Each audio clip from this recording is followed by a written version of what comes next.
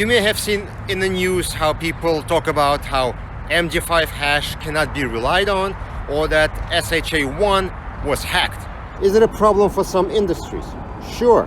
Is it for ediscovery? In my opinion, no. We use hash values to perform deduplication. We're not using them for digital signatures or something more important. If you're worried about collisions, well, they're just as likely to happen as if they were before. If you're worried about someone intentionally making two documents with the same hash value, well, think about it. It took them 6,500 years equivalent CPU hours or 110 years of GPU power to generate one known example of this. Even if someone does make two files, one real and one fake, with same hash value, they will not be able to modify it or use it as a live document without going through the same CPU-intensive process in an attempt to recreate a duplicate.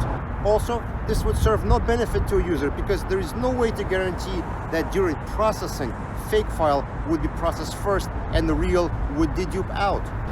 If your software uses MD5 or SHA1 hash for deduplication, don't freak out. There's nothing wrong with using it for deduplication. If something better is available, sure, use that.